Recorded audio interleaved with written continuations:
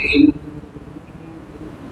الله لعن الكافرين وأعد لهم سعيرا خالدين فيها لا يجدون وليا ولا نصيرا يوم تقلب وجوههم في النار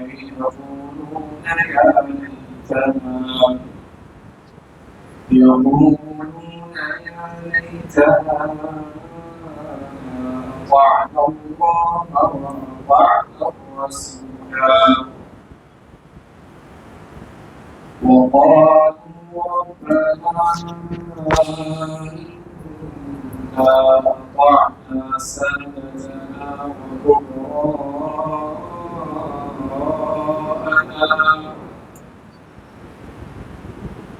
إنا أطعنا سادتنا وكبراءنا فأضلونا السبيلا ربنا آتهم ضعفين من العذاب ربنا آتهم ضعفين من العذاب والعنهم لعنا كبيرا. السلام علیکم ورحمۃ اللہ وبرکاتہ. اور اس کے علاوہ محدثین نظام تابعین تبع تابعین اور اولیاء کرام جو ہمارے صفوں کے اندر گزرے اللہ رب العزت نے جنہیں بہت علم و فضل سے نوازا صحبت اور تقوی سے نوازا ان کا چرچا اور ان کا تذکرہ گاہے بڑھانے کو کرنا چاہیے. آج جس عظیم شخصیت کا انتخاب کیا گیا ہے وہ ہے حضرت عمر فاروق رضی اللہ تعالیٰ عنہ امیر المومنین کے اولیاء عمر فاروق رضی اللہ تعالیٰ عنہ. اور آپ کے علم میں ہے کہ ہماری صف میں فضیلت الشیخ حافظ اکرام الدین ندوی حفظہ اللہ رب العزت نے ایک تاریخی ذوق سے بڑا نوازا ہے اور بڑی باریکیاں اللہ رب العزت نے ان کے سامنے کھول دی. ایک مرتبہ اسی مجلس میں یہی محرم کے جو پروگرام ہوتے ہیں تاریخ کا کوئی عنوان مجھے یاد نہیں، لیکن ایک بات یاد ہے کہ جب انہوں نے تاریخ بیان کرنی شروع کی تو آدم علیہ السلام سے لے کر اور موجودہ دور کی تاریخ تک پورا جستہ بڑے سلسلے کے ساتھ اور بڑی ترتیب کے ساتھ پورا بیان کر دیا. تو اس کے بعد پھر ہماری یہ ہر مرتبہ یہ خواہش رہنے لگی کہ کوئی نہ کوئی تاریخی شخصیت شیخ کے حوالے کی جائے جس کے اوپر بھرپور گفتگو، اور الحمدللہ ہر بار انہوں نے موضوع کا حق ادا کیا ہے اور ایسی قیمتی معلومات اور لال و جواہر ہم کو ملے ہیں کہ بالکل ششدر رہ جاتا ہے ذہن دیکھ کر کہ اللہ اکبر، ایسی چنگاری بھی یا رب اپنے خاکستر میں تھی. تو اللہ رب العزت نے حافظ اکرام الدین حفظہ اللہ کو بیان کا بڑا اچھا ملکہ عطا فرمایا ہے، تاریخ کا عمدہ ذوق دیا ہے. تو اب ہم بغیر کسی تاخیر کے فضیلت الشیخ حافظ اکرام الدین ندوی حفظہ اللہ سے درخواست کرتے ہیں کہ تشریف لائیں اور اولیات سیدنا عمر فاروق رضی اللہ تعالیٰ عنہ اس عنوان کی وضاحت فرمائیں. آپ حضرات بہت غور سے اس بیان کو سماعت کریں اور اسے محفوظ رکھیں. اللہ رب العزت آپ کے ہمارے سب کے ایمان میں اضافہ فرمائے. تشریف لائیں. ایک منٹ.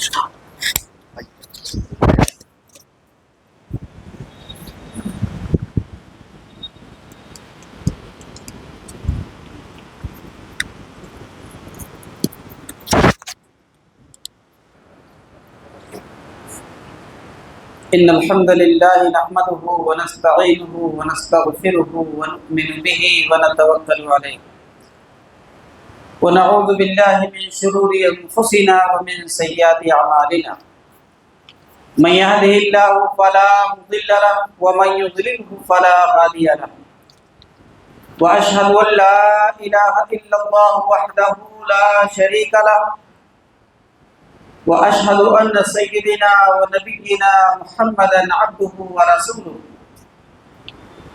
أرسله بالحق بشيرا ونذيرا وداعيا إلى الله بإذنه وسراجا منيرا. أما بعد، أعوذ بالله من الشيطان الرجيم. بسم الله الرحمن الرحيم. والسابقون الأولون من المهاجرين والأنصار الذين اتبعوه في ساعة العسرة من بعد ما كاد يزيغ قلوب فريق منهم.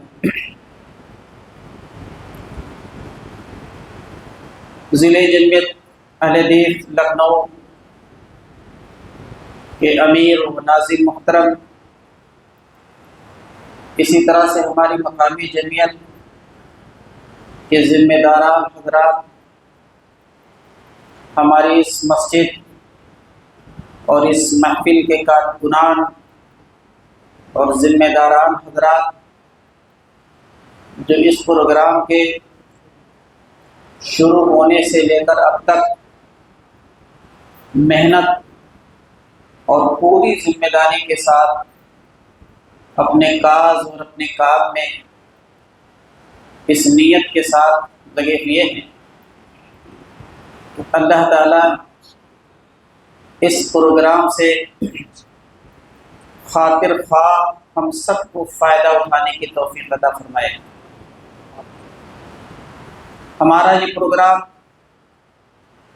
جو گزشتہ کئی برسوں سے مسلسل جاری ہے، ہر سال ہم سب کے لیے رشک کا باعث بنتا ہے، اس بنا پر کہ آپ کی حاضری،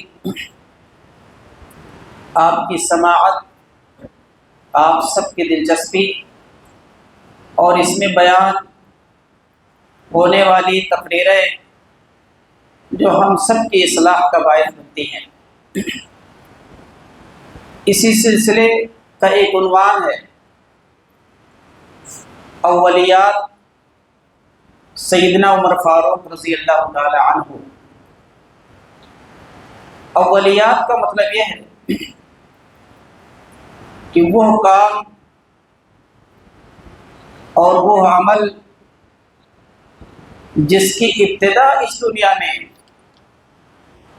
حضرت عمر فاروق رضی اللہ تعالی عنہ نے کی ہے۔ ان سے پہلے یہ دنیا ان محکموں سے اور ان کاموں سے واقف نہ تھی، انہی کی نظیر اور انہی کی مثال ہے تب سے لے کر اب تک اس پوری کائنات اور اس پوری دنیا میں، کہ چاہے وہ مملکت مسلمانوں کی ہو یا وہ حکومت غیروں کی ہو، ان پر کہیں نہ کہیں سیدنا عمر فاروق رضی اللہ تعالی عنہ کی اصلاحات آج بھی جاری ہیں۔ اور ابھی آپ محسوس کریں گے کہ ان کی مساعی اور ان کی کوشش اور ان کی جدت طرازی کا عالم یہ تھا کہ دنیا کی فلاحی و جمہوری حکومتیں آج بھی انہی کے نقش قدم پر چلنے میں کامیابی و کامرانی محسوس کرتی ہیں۔ حضرت عمر فاروق رضی اللہ تعالی عنہ تاریخ اسلام کے ان عظیم ہستیوں میں سے ہیں جنہوں نے اپنے بے مثال عدل و انصاف، شجاعت و بہادری، تدبر و دانائی سے دنیا کا نقشہ بدل دیا ہے۔ آپ مسلمانوں کے دوسرے خلیفہ راشد اور عشرہ مبشرہ میں شامل صحابہ رسول ہیں۔ آپ کا نام عمر، والد کا نام خطاب بن نفیل تھا، اور آپ قبیلے قریش کے مشہور شاخ عدی سے تعلق رکھتے تھے۔ کنیت آپ کی ابو حفص اور لقب آپ کا فاروق اعظم ہے۔ بچپن کا تذکرہ جہاں تک ملتا ہے آپ کے سلسلے میں وہ یہ کہ آپ کا مشغلہ بچپن میں اونٹوں کے چرانے کا تھا، جس کا مکلف وہ اپنے والد کی طرف سے تھے۔ اس کے سوا پہلوانی کرنا۔ دوسرا کام جو اس قبیلے کی ذمہ تھی وہ یہ کہ اگر قبیلوں میں آپس میں لڑائی ہوتی، عرب کے قبائل آپس میں لڑتے، تو صلح کے لیے یہی قبیلے عدی آگے جاتا۔ دو قبیلوں میں صلح کرانے کے لیے سفارت کاری کا کام انجام دینا ہوتا تو حضرت عمر رضی اللہ تعالی عنہ کے آبا و اجداد اور خصوصاً حضرت عمر رضی اللہ تعالی عنہ کیا کرتے تھے۔ اس لیے مفسرین بیان فرماتے ہیں، سیرت نگار بیان فرماتے ہیں کہ سفارت کاری یہ کوئی اہم کام نہیں ہے، اس میں بلاغت، زبان دانی، سوجھ بوجھ اور دو فریق کے مزاج کو سمجھ کر کے دونوں کو ایک ٹیبل پر لانے کی ذمہ داری یہ بڑی اہم ذمہ داری ہوتی تھی۔ اور یہ کام کون کرتا تھا؟ حضرت عمر رضی اللہ تعالی عنہ کا قبیلہ قبیلہ عادی، اور آپ رضی اللہ تعالی عنہ سفارت کاری کے فرائض انجام دیتے تھے۔ یہ بھی مختصر طور پر آپ سب یاد کر لیجئے تاکہ ذہن آگے چلے۔ جب نبی پاک علیہ الصلوۃ والسلام نے اسلام کا آغاز کیا اور آپ پر وحی کا سلسلہ جاری ہوا، مکہ مکرمہ میں حضرت عمر رضی اللہ تعالی عنہ وہ فرد تھے جنہوں نے شدت کے ساتھ اسلام اور مسلمانوں کی مخالفت کی، اور مخالفت اس قدر شدید تھی کہ اپنے ماتحت لوگوں کو اس جرم میں پیٹا کرتے تھے، مارا کرتے تھے، ستایا کرتے تھے۔ آپ کے اسلام لانے کا واقعہ بچہ بچہ جانتا ہے کہ ان کے گھر کے لوگ، ان کی بہن فاطمہ، ان کے بہنوئی سعید بن زید جب اسلام لے آئے تو وہ اور غصے میں ہو گئے، اور ایک دن وہ نکلے کہ چل کر کے جناب محمد رسول اللہ صلی اللہ علیہ وسلم کا کام ہی تمام کر دیا جائے، جس کی وجہ سے یہ انتشار ہے، یہ خلفشار ہے، یہ ایک نئے طرح کا دین مکہ مکرمہ میں پنپ رہا ہے۔ وہ اسی غرض و مقصد سے جا رہے تھے کہ راستے میں ایک اور مسلمان ملے جنہوں نے ان کا تیور دیکھ کر کے بتایا کہ کہاں کا ارادہ ہے۔ انہوں نے بتایا تو انہوں نے کہا کہ اپنے گھر کی خبر لو پہلے، اس کے بعد آگے جانے کی کوشش کرنا۔ وہ اپنی بہن کے گھر گئے، دیکھا کہ وہاں قرآن کریم کی تعلیم ہو رہی ہے، بہنوئی سے بھیڑ گئے، مارنا شروع کر دیا۔ بہن بچانے کو آئی، ان کو بھی مارا، اور اسی میں یہ اسلام کے قبول کرنے کا معاملہ اس طرح سے ہوا کہ ان کی بہن نے جرأت مندانہ انداز میں کہا کہ عمر جو کرنا ہے کر لو، لیکن اسلام کی چاشنی اور ایمان کی حلاوت جو ہمارے سینے میں پہنچ گئی ہے، وہ اسلام اور وہ ایمان ہمارے دل سے نکلنے والا نہیں ہے۔ بہن کو اسلام پر ثابت قدم دے کر کے حضرت عمر رضی اللہ تعالی عنہ اور بہنوئی جو خون میں لت پت ہے، بہن جو ماری گئی ہے، اس کے یہ جرأت مندانہ کلمات سن کر کے حضرت عمر رضی اللہ تعالی عنہ نے کہا کہ ذرا وہ کلام ہم کو بھی سناؤ جس کے پڑھنے پر تم لوگ اس قدر دیوانہ ہو کہ مارنے کے باوجود، پٹنے کے باوجود، ستائے جانے کے باوجود تمہارے دل سے اس کی محبت نکل نہیں رہی ہے۔ ان کی بہن فاطمہ نے کہا نہیں، ایسے نہیں، غسل کر لو، نہا لو، پاک ہو جاؤ، اس کے بعد یہ کلام اس لائق ہے کہ اس کی تلاوت کرو۔ سورہ طٰہٰ کی تلاوت ہوئی اور ان کا دل اسلام کی طرف مائل ہو گیا۔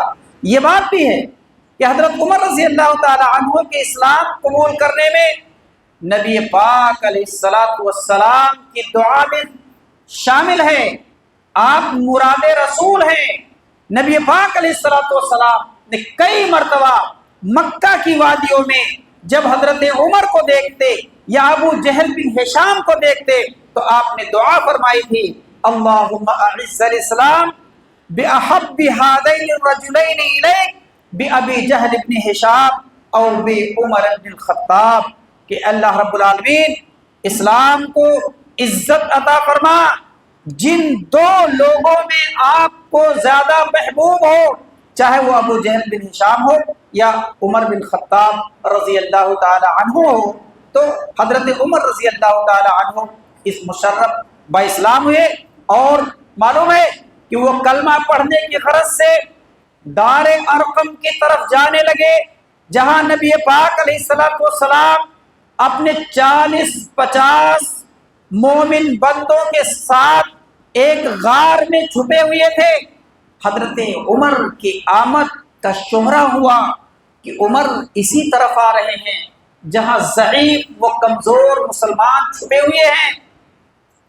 اگرچہ عرب کے مشہور بہادر حضرت حمزہ ابن مطلب اسلام لا چکے تھے، لیکن بہرحال وہاں جتنے بھی لوگ تھے سب ضعیف و کمزور لوگ تھے۔ انہوں نے آپ کی آمد کو سن کر کے، یعنی حضرت عمر رضی اللہ تعالی عنہ کی آمد کو سن کر کے سہم سے گئے۔ حضرت حمزہ نے کہا کہ آنے دو، اگر وہ اچھی نیت سے آ رہا ہے تو ٹھیک، ورنہ اس سے مقابلہ کیا جائے گا اور اس کی تلوار سے اس کی گردن اڑا دی جائے گی۔ خیر، حضرت عمر رضی اللہ تعالی عنہ دار ارقم پہنچے اور نبی پاک علیہ السلام کے ہاتھ پر بیعت کر کے مشرف با اسلام ہو گئے۔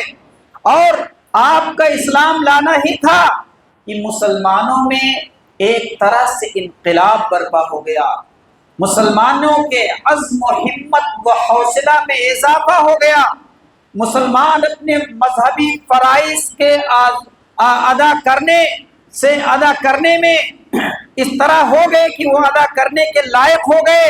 حضرت عمر رضی اللہ تعالی عنہ، حضرت عبداللہ ابن مسعود رضی اللہ تعالی عنہ بیان فرماتے ہیں کہ جب حضرت عمر اسلام لائے تو قریش سے لڑے، یہاں تک کہ کعبہ میں نماز پڑھی، ان کے ساتھ ہم لوگوں نے بھی نماز پڑھی، ورنہ ان سے پہلے کعبہ میں نماز پڑھنے کا ارادہ مسلمان نہیں کر سکتے تھے۔ بھائیو، حضرت عمر رضی اللہ تعالی عنہ نے مکی زندگی میں جب تک رہے نبی پاک علیہ السلام کی نصرت و مدد فرمائی، اور جب ہجرت کا اعلان ہوا تو آپ نے اعلانیہ ہجرت فرمائی۔ بہت سے ضعیف و کمزور مسلمان راتوں رات چھپ چھپا کر کے ہجرت کرتے تھے تاکہ مکہ والوں کو پتہ نہ چلے، ورنہ مکہ والے ایسے ہجرت کرنے والے کمزور مہاجرین کی مال و دولت کو چھین لیا کرتے تھے، ان کو ستاتے تھے، زد و کوب کرتے تھے، مارتے تھے۔ لیکن سیدنا عمر فاروق رضی اللہ تعالی عنہ نے جب ہجرت کی تو اسلحہ پہنے اور خانہ کعبہ میں تشریف لائے اور ہر قبیلے کے پاس سے گزرے اور کہا کہ سنو، ہم ہجرت کرنے کے لیے جا رہے ہیں، جس کو مقابلہ کرنا ہو مکہ مکرمہ کے فلاں میدان میں آئے جو مدینہ کی طرف راستہ جاتا ہے، جس کو اپنے بیوی کو بیوہ کرنا پسند ہو، جس کو اپنے لڑکوں کو یتیم کرنا پسند ہو، وہ آئے اور فلاں میدان میں ہم سے مقابلہ کرے، ہم ہجرت کرنے کے لیے جا رہے ہیں۔ تاریخ میں آتا ہے کہ حضرت عمر رضی اللہ تعالی عنہ اپنے اہل و عیال، اپنے اہل خانہ کے ساتھ کمزور صحابہ کی ایک بہت بڑی تعداد کے ساتھ ہجرت فرمائے مکہ مکرمہ سے ہجرت کرنے کے بعد جب حضرت عمر رضی اللہ تعالی عنہ مدینہ منورہ پہنچے تو نبی پاک علیہ السلام نے جس سے ان کی مواخات کرائی، بھائی چارہ کرایا، وہ ان کے ساتھ بھائی کی طرح زندگی بسر کرنے لگے۔ مدینہ اور قباء کے درمیان جو عوالی مدینہ کہلاتا ہے، ان کے رہائش کا انتظام کیا گیا۔ نبی پاک علیہ السلام کے ہر طرح سے ممد و معاون رہے، حالت جنگ و امن میں آپ کے ساتھ شریک حال رہے، جانی و مالی اعتبار سے آپ ان کی نبی پاک علیہ السلام کی مدد کرتے رہے۔ جتنی بھی جنگیں اور جتنی بھی لڑائیاں لڑی گئیں، چاہے وہ غزوہ بدر ہو، غزوہ احد ہو، اور جتنے بھی چاہے وہ غزوات یا سرایہ ہوں، حضرت عمر رضی اللہ تعالی عنہ نبی پاک علیہ الصلوۃ والسلام کے شانہ بشانہ آپ کے ساتھ والہانہ عقیدت اور محبت کے ساتھ آگے پیچھے سائے کی طرح لگے رہے، ہر بات پر آپ کے مشیر کار رہے۔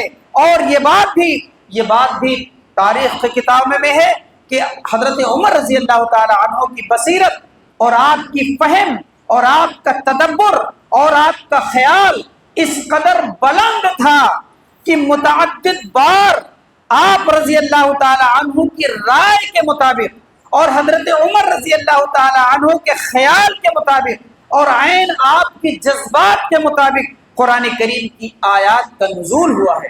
یہ حضرت عمر کی فہم و فراست اور آپ کی عقل مندی و دانائی اور اسلام کے بارے میں آپ کی سمجھ اور بوجھ کا نتیجہ یہ تھا کہ کئی آپ کے جذبات کے عین مطابق قرآن کریم کی کئی آیات کا نزول ہوا، جس کو سیرت کی کتابوں میں اسلامی تاریخ میں موافقت عمر کے نام سے جانا جاتا ہے۔ چند آپ دیکھیے کہ حضرت عمر رضی اللہ تعالی عنہ چاہتے تھے کہ مقام ابراہیم مسلمانوں کا مصلی بنے۔ اللہ رب العالمین نے آیت نازل فرمائی وَاتَّخِذُوا مِن مَقَامِ إِبْرَاهِيمَ مُصَلًّى کہ اے نبی پاک علیہ الصلوۃ والسلام، اب آپ مدینہ منورہ سے جو شمال کی طرف منہ کر کے مسجد اقصیٰ کی طرف منہ کر کے آپ نماز پڑھتے ہیں، اب 16-17 مہینے کے بعد آپ قبلہ تحویل کیجئے اور آپ خانہ کعبہ کو اپنا قبلہ بنائیے۔ یہ موافقات عمر میں سے ہے۔ اسی طرح سے امہات المومنین اور امہات المسلمین کے پردے کے بارے میں آپ کا موقف یہ تھا نزول پردہ سے پہلے کہ کاش خواتین اسلام کے لیے پردے کا حکم نازل ہو جاتا۔ کیوں؟ وہ کہا کرتے تھے کہ نبی پاک علیہ الصلوۃ والسلام کے پاس طرح طرح کے قبائل اور ہر طرح کے لوگ آتے ہیں اور آپ ان کے سامنے امہات المومنین بے پردہ ہو کر کے ان لوگوں کے سامنے جائیں۔ اسی طرح سے مسلم خواتین عام انسانوں کے سامنے بے پردہ رہیں، یہ اسلامی غیرت کے خلاف ہے۔ اس لیے وہ چاہتے تھے کہ پردے کا نزول ہو، اور ایک زمانہ آیا کہ اللہ رب العالمین نے امت مسلمہ کے ماؤں کے لیے پردے کا حکم نازل فرمایا کہ ان کے لیے پردہ نماز اور روزے کی طرح ہے۔ اسی طرح سے منافقین کے نماز جنازہ کا مسئلہ آپ سب اس کے بارے میں جانتے ہوں گے کہ عبداللہ ابن ابی رئیس المنافقین، مدینہ منورہ کے منافقین کا سردار، جب اس کا انتقال ہوا تو اس کے بیٹے عبداللہ نبی پاک علیہ الصلوۃ والسلام کے پاس آئے اور کہا کہ اے نبی پاک علیہ الصلوۃ والسلام، آپ میرے باپ کا نماز جنازہ پڑھ دیتے تو بہت اچھا تھا۔ اللہ کے رسول صلی اللہ علیہ وسلم نبی رحمت و شفقت انکار کہاں کرتے، اور اپنے ایک مومن صحابی کی بات آپ نماز جنازہ پڑھنے کے لیے چل پڑے۔ جنازہ اس کا رکھا ہوا ہے، رئیس المنافقین کا، حضرت عمر رضی اللہ تعالیٰ عنہ آئے اور آپ کے سامنے آئے اور کہا کہ اے اللہ کے رسول صلی اللہ علیہ وسلم، آپ منافق کی نماز جنازہ نہیں پڑھ سکتے ہیں۔ اس نے کئی مرتبہ مسلمانوں کو دھوکہ دیا ہے، اس کی وجہ سے آپ اور مسلمانوں کی کئی مرتبہ توہین ہوئی ہے۔ ایسے دھوکے باز، ایسے مکار، ایسے منافق کی نماز جنازہ آپ نہیں پڑھ سکتے ہیں۔ وہ بار بار اصرار کرتے رہے، نبی پاک علیہ الصلوۃ والسلام مسکراتے رہے، حضرت عمر منع کرتے رہے، روکتے رہے، نبی پاک نبی رحمت مسکراتے رہے، یہاں تک کہ آخر میں کہا کہ اے عمر، اگر ہمارے ایک کے نماز جنازہ پڑھ دینے سے اگر اس کی مغفرت ہو جائے تو اس میں کیا حرج کی بات ہے، جبکہ اللہ نے ہم کو اس سے روکا نہیں ہے۔ اور آپ کو معلوم ہے کہ نماز جنازہ پڑھی لے، اللہ رب العالمین نے قرآن کریم میں آیت نازل فرمائی کہ آپ کو کسی منافق کی نماز جنازہ اب اس کے بعد پڑھنے کی اجازت نہیں ہے، اور آپ ایک نہیں اگر 70 مرتبہ نماز جنازہ پڑھو گے تب بھی اللہ اس کی مغفرت نہیں کرے گا۔ اسے مسئلہ معلوم ہوا کہ حضرت عمر نبی کی نماز جنازہ، منافق کی نماز جنازہ پڑھنے سے پہلے ہی منع کر رہے تھے کہ آپ کو منافق کی نماز جنازہ نہیں پڑھنی چاہیے۔ اس سے معلوم ہوا کہ ہمارے بہت سے احباب یہ سمجھتے ہیں کہ کسی بڑے سے بڑے عالم سے نماز جنازہ پڑھوا لینے سے یا کسی بہت بڑے عالم سے نکاح پڑھوا لینے سے بہت خیر و برکت کا نزول ہو جاتا ہے، جبکہ اس کا عمل اس کے خلاف ہے۔ نماز پڑھانے والے کا نہیں، نکاح پڑھانے والے کا نہیں، اس کا عمل اس کے برخلاف ہے۔ کیا کسی کی نماز جنازہ پڑھ دینے سے اس کی مغفرت ہو جائے گی؟ ایسا لگتا ہے کہ یہ بات ٹھیک نہیں ہے۔ اسی طرح سے حضرت عمر رضی اللہ تعالی عنہ بدر کے قیدیوں کے بارے میں آپ کا موقف تھا کہ جتنے بھی مشرکین و کافرین پکڑے گئے ہیں ان سب کو مار دیا جائے، ان سب کو تلوار کے گھاٹ اتار دیا جائے۔ کیوں؟ اس لیے کہ یہ وہ لوگ ہیں جنہوں نے مکہ مکرمہ میں اہل ایمان کو جی بھر کے ستایا ہے، جنہوں نے مکہ مکرمہ میں اہل ایمان کا جینا دو بھر کر دیا ہے، جن کی وجہ سے اہل ایمان اپنے گھر بار اور رشتہ ناتا توڑ کر کے ہجرت کرنے پر مجبور ہوئے ہیں۔ اس لیے بدر میں جب یہ پکڑے گئے تو ان کو مار دیا جانا چاہیے، اس لیے کہ جنگی قیدی ہیں۔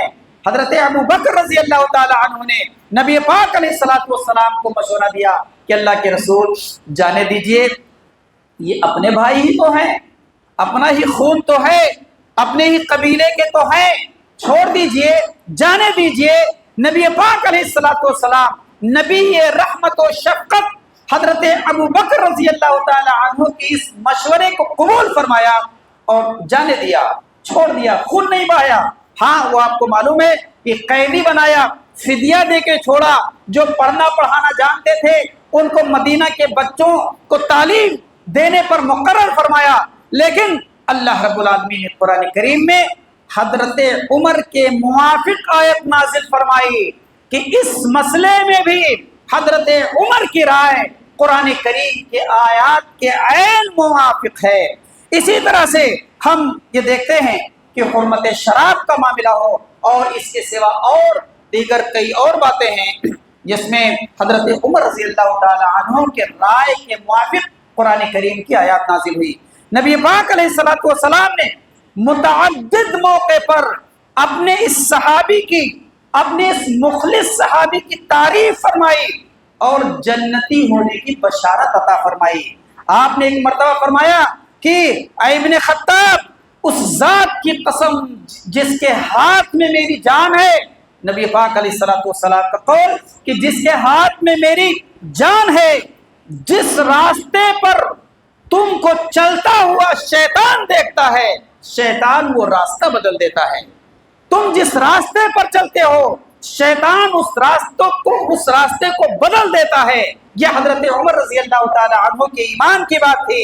اسی طرح سے صحیح بخاری کی ایک روایت ہے جس میں نبی پاک علیہ الصلوۃ والسلام نے فرمایا کہ میں نے خواب میں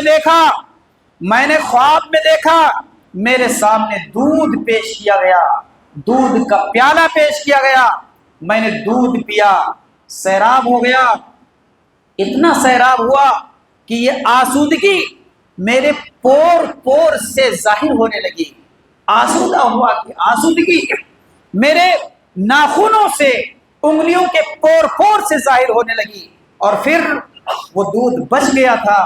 میں نے بچا ہوا دودھ حضرت عمر رضی اللہ تعالی عنہ کو دے دیا۔ لوگوں نے کہا اللہ کے رسول اس کی تعبیر کیا ہے، اس خواب کی تعبیر کیا ہے؟ نبی پاک علیہ الصلوۃ والسلام نے فرمایا کہ اس سے مراد علم ہے، یعنی جو علم نبوت ہے اس کا بچا ہوا حصہ حضرت عمر رضی اللہ تعالی عنہ کو حاصل ہے۔ ایک دوسری روایت میں ہے جو بخاری شریف کی یہ بھی روایت ہے، وہ فرماتے ہیں نبی پاک علیہ الصلوۃ والسلام نے فرمایا کہ میں حالت نیند میں تھا، یہاں تک کہ لوگ میرے سامنے سے گزرنے لگے، پیش کیے جانے لگے۔ میں نے دیکھا کہ کوئی صاحب گزر رہے ہیں، ان کا کرتا ان کے گھٹنے تک ہے، کسی کا کرتا ان کے کمر تک ہے، کسی کا کرتا ان کے سینے تک ہے، کسی کا کرتا اس کے اوپر ہے، یا آپ نے اوپر سے بیان فرمایا کہ کسی کا کرتا گلے تک ہے، کسی کا سینے تک ہے، کسی کا اس سے نیچے ہے، کسی کا اس سے نیچے ہے۔ میں نے حضرت عمر کو دیکھا کہ ان کا کپڑا یعنی ان کا کرتا زمین سے گھسٹ رہا ہے، زمین سے گھسٹ رہا ہے، اتنا طویل اتنا لمبا کہ زمین سے گھسٹ رہا ہے۔ صحابہ کرام نے پوچھا اللہ کے رسول اس کی کیا تعبیر ہے، اس کی کیا تعبیر ہے؟ نبی پاک علیہ الصلوۃ والسلام نے فرمایا کہ اس سے مراد دین ہے، کہ دین کے سمجھنے کے معاملے میں لوگ اسی کرتے کی طرح ہیں، کسی کو دین کی سمجھ کم ہے، کسی کو اس سے، کسی کو اس سے، لیکن حضرت عمر رضی اللہ تعالی عنہ دین کا فہم اور دین کی سمجھ اس قدر عطا کی گئی ہے کہ وہ وافر مقدار میں دی گئی ہے کہ وہ گھسٹنے کی طرح ہے۔ آپ کو ایک بہت مشہور حدیث سب کو یاد ہوگی جس میں نبی پاک علیہ الصلوۃ والسلام نے فرمایا تھا کہ اگر میرے بعد کوئی نبی ہوتا تو کون ہوتے؟ میرے بعد کوئی نبی ہوتا تو عمر ہوتے، لیکن لوگوں یاد رکھو میں آخری نبی ہوں، میں خاتم النبیین ہوں، میرے بعد کوئی نبی آنے والا نہیں ہے۔ آپ کو حضرت عمر رضی اللہ تعالی عنہ دور صدیق اکبر میں آپ کے مخلص معاون بنے رہے، خلافت کے ہر کام میں دست و بازو رہے، اور مشکل ترین معاملوں میں اپنے رائے سے اور اپنے مشورے سے حضرت صدیق اکبر رضی اللہ تعالی عنہ کو نوازتے رہے۔ آخری عمر جب حضرت صدیق اکبر کا ہوا اور ان کو لگا کہ اب جانور نہ ہو سکیں گے، انہوں نے صحابہ سے مشورہ کرنے کے بعد اپنے بعد خلیفہ کس کو نامزد کیا؟ حضرت عمر رضی اللہ تعالی عنہ کو۔ کچھ لوگوں نے اس پر نکیر کی کہ حضرت عمر بہت سخت گیر ہیں، سخت مزاج ہیں، آپ کے رہتے ہوئے اتنی سختی کرتے تھے، آپ کے دنیا سے چلے جانے کے بعد کیا ہوگا؟ حضرت صدیق اکبر نے کہا لوگوں سنو، تب حضرت عمر نرم دل ہو جائیں گے، جب ذمہ داری نہیں تھی میں نرم تھا تو وہ گرم تھے، اور جب ذمہ داری ان کی ہو جائے گی تو وہ نرم دل ہو جائیں گے، اور اپنے بعد اپنا جانشین و خلیفہ حضرت عمر رضی اللہ تعالی عنہ کو منتخب کر دیا۔ حضرت عمر رضی اللہ تعالی عنہ کا دور خلافت تقریباً 10.5 سال ہے، سن 13 ہجری سے 23 ہجری تک خلیفہ رہے، اور آپ کو معلوم ہے اس درمیان یعنی 10.5 سالہ دور خلافت میں کتنے ممالک فتح ہوئے؟ شام، عراق، مصر، بیت المقدس، اس کے علاوہ چین کی سرحد تک اسلامی فوجیں پہنچ گئی۔ ہمارے اس ملک ہندوستان میں انہی کے دور مسعود میں اسلامی فوجوں کے قدم ہمارے اس ملک میں پہنچے تھے۔ انہی کا ایک سپہ سالار عمرو بن عاص ثقفی، وہ عمرو بن عاص والی مصر نہیں، عمرو بن عاص ثقفی تھانے کے علاقے تک پہنچ جاتے ہیں اور یہاں اجازت چاہتے ہیں کہ امیر المومنین اگر آپ کی اجازت ہو تو یہ ملک اس لائق ہے کہ یہاں لشکر کشی کی جائے اور اسلام کی تبلیغ کی جائے۔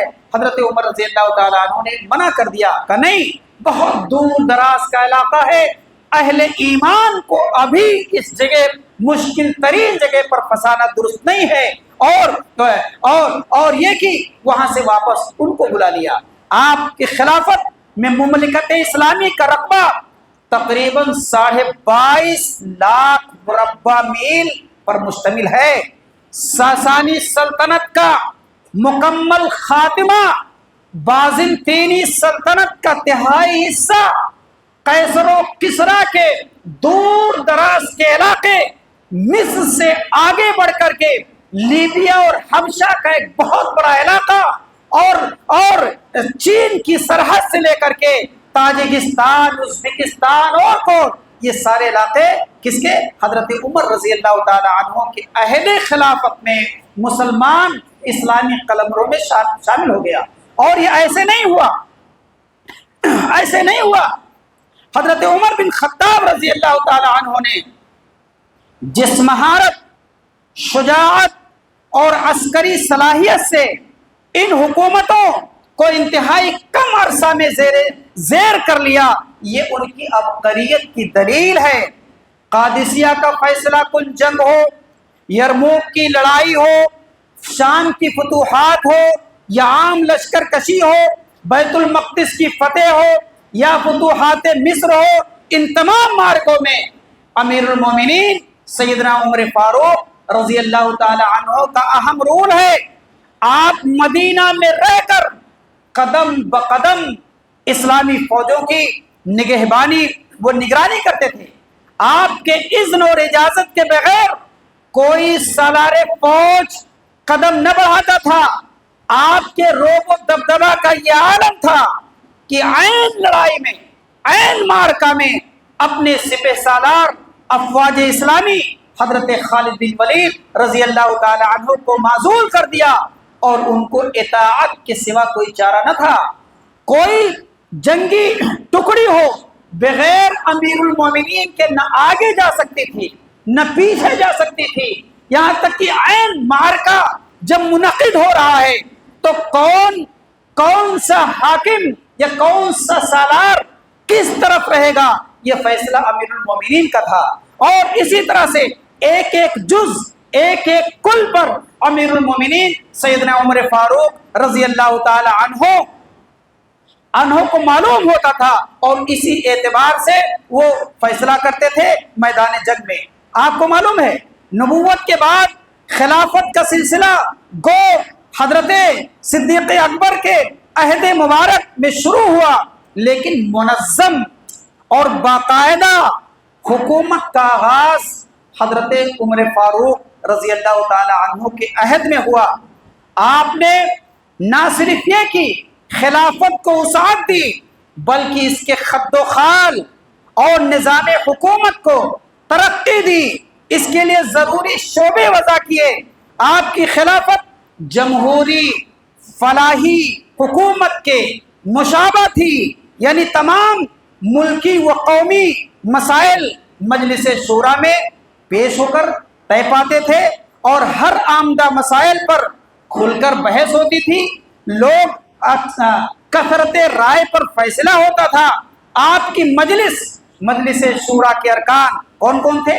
حضرت عثمان، حضرت علی، حضرت عبد الرحمن بن عوف، معاذ بن جبل، ابی بن کعب اور زید بن ثابت۔ اسی طرح سے ایک مجلس عام تھی جس میں عام مہاجرین و انصار اور سرداران قبائل شامل تھے۔ یہ سب کہنے کا مطلب یہ ہے کہ آپ رضی اللہ تعالی عنہ نے جو خلافت و حکومت کا ڈھانچہ تیار کیا تھا، وہ ایک رفاہی اور فلاحی اور جمہوری اور آزادانہ حکومت کی بنیاد تھی، جس کو انہوں نے قائم کیا، جو ہمارے ملک میں کبھی دیوان عام یا دیوان خاص کے نام سے جانا جاتا تھا۔ نظام حکومت کے سلسلے میں سب سے پہلا کام ان کا یہ ہے، جو آپ کی اولیات میں شامل ہے، کہ پوری مملکت اسلامی کو حضرت عمر رضی اللہ تعالی عنہ نے صوبوں اور ضلعوں میں تقسیم کر دیا۔ یہ حضرت عمر کے اولیات میں شامل ہے۔ آپ آج کل دیکھتے ہیں کہ کتنی بھی حکومتیں ہیں، اس کے الگ الگ صوبے ہیں، اور صوبوں میں الگ الگ ضلع ہیں، اور ضلعوں میں الگ الگ تحصیل ہیں، اور تحصیل کے الگ الگ بلاک ہیں۔ یہ صوبہ، یہ ضلع، یہ تحصیل، یہ بلاک، یہ کس نے ایجاد کیا؟ اس کی شروعات کس نے کی؟ آپ یہ فخر کرو گے کہ اس کے شروعات کا صحرا امیر المومنین سیدنا عمر فاروق رضی اللہ تعالی عنہ کے سر ہے۔ انہوں نے اسلامی ضلعوں میں تقسیم کیا، اور اپنے زمانے کے جو مفتوحہ علاقے تھے اس کو 8 صوبے میں تقسیم کیا تھا۔ 8 صوبے کون کون سے؟ تاریخ کی کتابوں میں لکھا ہے کہ وہ 8 صوبے مکہ، مدینہ، جزیرہ، بصرہ، کوفہ، مصر، فلسطین، اور بعد میں جب دائرہ اور بڑھا تو 3 صوبے اور ہوئے، خراسان، آذربائیجان اور فارس۔ اس طرح سے آپ یہ دیکھیے کہ یہ نام لے کر کے یہ نہیں کہ صرف ضلع اور صوبے بنائے، بلکہ اس میں عہدے اور آسامیاں بنائی تاکہ لوگوں کے کام کرنے کے مواقع ملے اور ایسے کارآمد افراد ملے جو اس کو چلا سکیں۔ عہدوں کا ایجاد کیسے ہوا؟ آپ دیکھتے ہیں کہ ہر صوبے کا ایک حاکم یعنی گورنر یعنی صوبے دار، کاتب میر منشی، کاتب دیوان، صاحب الخراج یعنی کلکٹر، صاحب احداث یعنی پولیس کمشنر، صاحب بیت المال یعنی وزیر خزانہ، افسر خزانہ، قاضی یعنی جج، اور اسی طرح سے اور دیگر عہدے، یہ حضرت عمر رضی اللہ تعالیٰ عنہ کے اولیات میں سے ہیں۔ یہ عہدے اور عہدوں کا نام کس نے دیا؟ حضرت عمر رضی اللہ تعالیٰ عنہ۔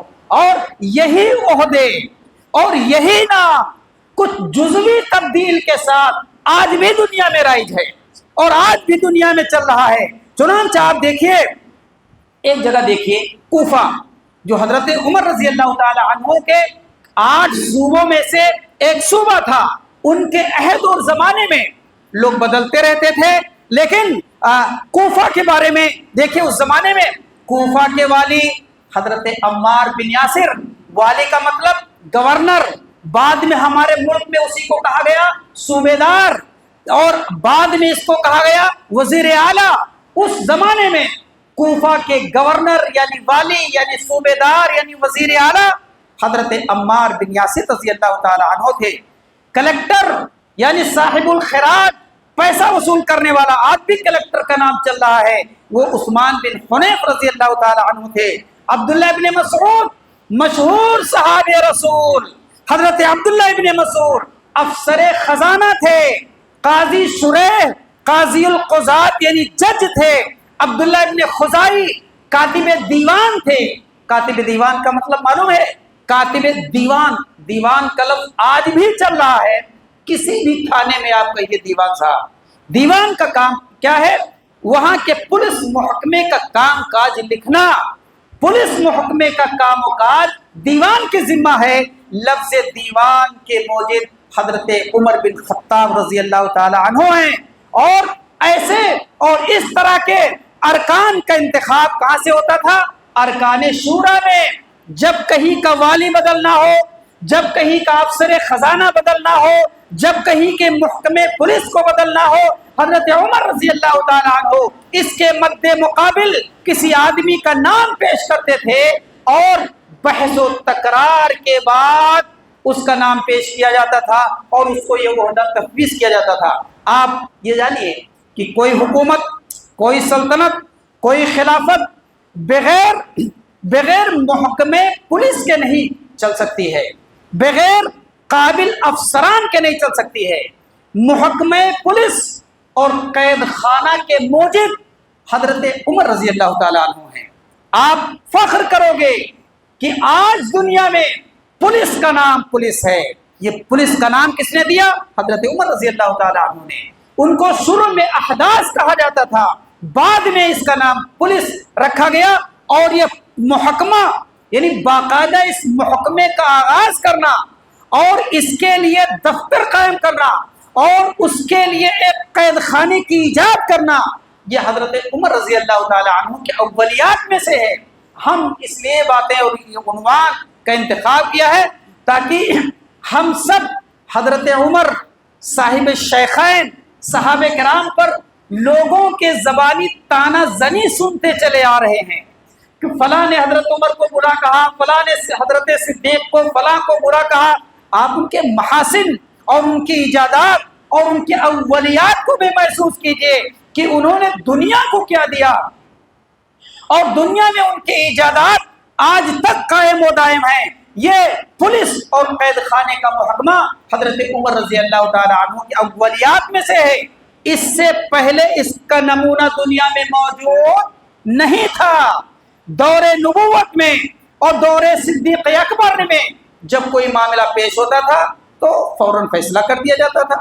اگر کوئی قصاص کا نفاذ ہے تو وہ نافذ کر دیا جاتا تھا، لیکن حضرت عمر رضی اللہ تعالیٰ عنہ نے باقاعدہ اس محکمے کا آغاز کیا اور اس پولیس محکمہ کا سب سے پہلے احداث کا نام دیا گیا، اس کے افسر صاحب الاحداث کہلاتے تھے۔ بحرین پر حضرت عمر رضی اللہ تعالیٰ عنہ نے اپنے زمانے میں حضرت قدامہ ابن مظعون اور حضرت ابو ہریرہ کو مقرر کیا۔ ہم نے ابو ہریرہ اور کئی ایک ہیں اور کئی نام ہیں، کئی علاقوں کے کئی نام ہیں، لیکن ہم نے حضرت ابو ہریرہ کا نام اس لیے اس جگہ پر انتخاب کیا ان کے واقعے کو، تاکہ آپ یہ سمجھو کہ حضرت ابو ہریرہ رضی اللہ تعالیٰ عنہ اپنی زندگی میں کئی کاموں پر آپ کو سب سے آگے نظر آئیں گے۔ حدیث شریف کی روایت ہو، حضرت ابو ہریرہ رضی اللہ تعالیٰ عنہ یہاں بحرین پر پولیس کا محکمہ قائم ہوا، حضرت عمر رضی اللہ تعالیٰ عنہ کا نظر انتخاب قدامہ ابن مظعون اور حضرت ابو ہریرہ پر پڑی، اور ابو ہریرہ پولیس کے محکمے کا سربراہ بن کر کے بحرین کی طرف جا رہے ہیں۔ ایک زمانے میں حضرت عمر رضی اللہ تعالیٰ عنہ نے ان کو ایک جگہ کا والی بھی بنا کر کے بھیجا تھا، یعنی حضرت ابو ہریرہ میں کئی طرح کی خوبیاں اور کئی طرح کی صلاحیتیں تھیں جن سے حضرت عمر رضی اللہ تعالیٰ عنہ نے فائدہ اٹھایا۔